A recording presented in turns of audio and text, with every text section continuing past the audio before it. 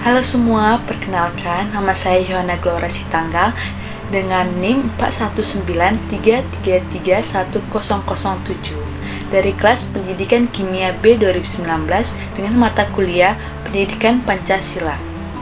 Di sini saya akan menjelaskan Pancasila sebagai sistem filsafat.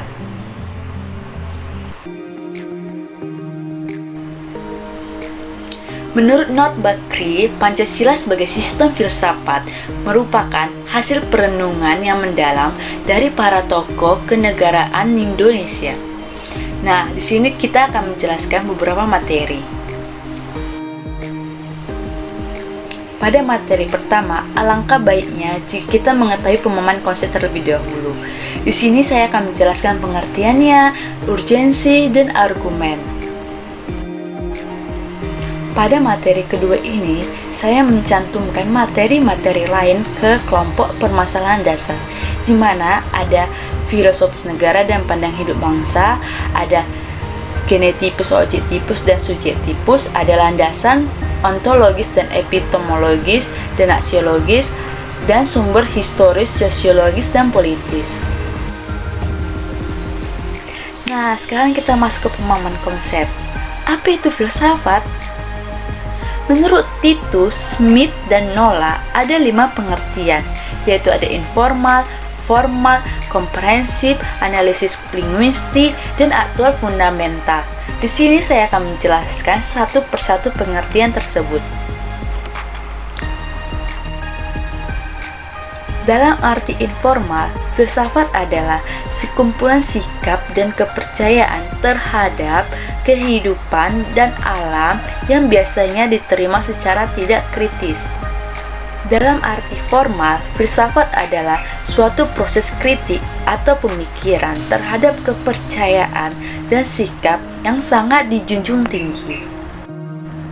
Dalam arti komprehensif, filsafat adalah usaha untuk mendapatkan gambaran keseluruhan. Dalam arti aktual fundamental, filsafat adalah sekumpulan problematik yang langsung mendapat perhatian dan dicarikan jawabannya oleh ahli-ahli filsafat. Nah, setelah saya menjelaskan pengertian filsafat itu sendiri, apakah teman-teman tahu hubungan Pancasila sebagai sistem filsafat? Ya, saya akan menjelaskannya. Pancasila merupakan suatu sistem mendasar dan fundamental. Karena apa? Karena mendasari seluruh kebijakan penyelenggara negara. Ketika suatu sistem itu bersifat mendasar dan fundamental, maka sistem tersebut dapat dinamakan suatu sistem filsafat. Begitu. Sekarang kita masuk ke dalam topik urgensi. Urgensi dalam filsafat Pancasila merupakan refleksi filosofis mengenai Pancasila sebagai dasar negara. Menurut sastra Prateza, pengolahan filosofis Pancasila sebagai dasar negara dapat ditunjukkan pada beberapa aspek, yang dimana kita dapat melihatnya di dalam topik argumentasi. Nah, pada argumentasi ini kita dapat melihat pentingnya Pancasila sebagai dasar negara, yaitu pertama, agar dapat dijadikan pertanggungjawaban rasional dan mendasar. Kedua, agar dapat dijabarkan lebih lanjut. Ketiga, agar dapat membuka dialog dengan berbagai perspektif yang baru. Keempat, agar dapat menjadi kerangka evolusi. Sekarang kita akan membahas topik permasalahan dasar. Dalam Pancasila sebagai sistem filsafat, ada 2 istilah yang akan kita bahas dengan filosofisnya, yaitu pertama, filosofis negara atau filosofis Krensley, yang lebih memiliki sifat teoritis dan abstrak, di mana cara pandang atau cara berpikir manusia terhadap realita itu secara mendalam.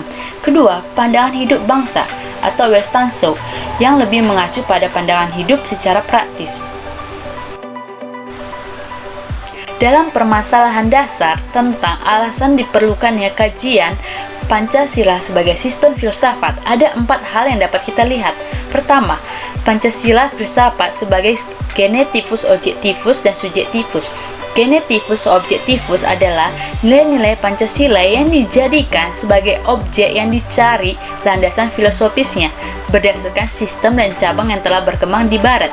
Kedua, genetivus subjektivus, di mana nilai-nilai Pancasila dipergunakan untuk mengkritisi berbagai aliran filsafat yang telah berkembang.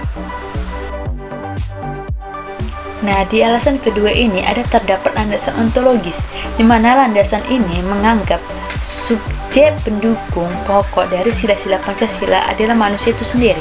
Ketiga, landasan epistemologis. Landasan ini menganggap nilai-nilai Pancasila digali dari pengalaman atau empiris bangsa Indonesia yang kemudian disintesiskan menjadi sebuah pandangan yang komprehensif tentang kehidupan bermasyarakat, berbangsa, dan bernegara. Keempat, landasan aksiologis, di mana nilai atau kualitas dari sila-sila yang terkandung merupakan sumber nilai yang memberi aspirasi bagi masyarakat Indonesia untuk memahami nilai berbangsa dan bernegara secara utuh. Pada materi Pancasila sebagai sistem filsafat juga terdapat 3 sumber, yaitu pertama sumber historis, kedua sosiologis, dan ketiga politis. Saya akan menjelaskan satu persatu. Pertama, jika kita lihat dari sumber historisnya, Pancasila itu memiliki fondasi sejarah yang kuat, di mana sejak zaman kerajaan nilai-nilai Pancasila itu sudah muncul dalam kehidupan berbangsa kita ini. Seperti yang ditulis oleh Soekarno dalam tulisannya.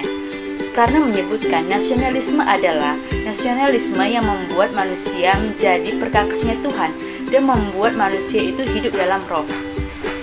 Yang kedua, jika kita lihat dari sumber sosiologisnya, Pancasila sebagai sistem filsafat dapat diklasifikasikan menjadi 2 kelompok, yaitu masyarakat awam. Masyarakat awam itu sendiri memahami Pancasila sebagai sistem filsafat dalam bentuk pandangan hidup atau way of life yang terdapat dalam agama, istiadat, dan budaya. Yang berikutnya, masyarakat ilmiah akademis. Masyarakat ilmiah akademis ini memahami Pancasila sebagai sistem filsafat dengan teori-teori yang bersifat akademis. Yang terakhir, sumber politis. Pada awalnya, Pancasila merupakan konsensus politik yang kemudian berkembang menjadi sistem filsafat. Jika kita lihat dari sumber politis, Pancasila sebagai sistem filsafat, kita dapat mengklasifikasikannya menjadi 2 kelompok. Kelompok pertama meliputi wacana politis tentang Pancasila sebagai sistem filsafat pada sidang BPUPKI, sidang PPKI, dan kuliah umum Soekarno antara tahun 1998 dan 1959 tentang pembahasan sila-sila Pancasila secara filosofis. Nah, kita sudah sampai di ujung video pembelajaran kita. Demikianlah video pembelajaran kita kali ini mengenai ringkasan materi Pancasila sebagai sistem filsafat. Jangan lupa like, comment, share, and subscribe guys. Bye.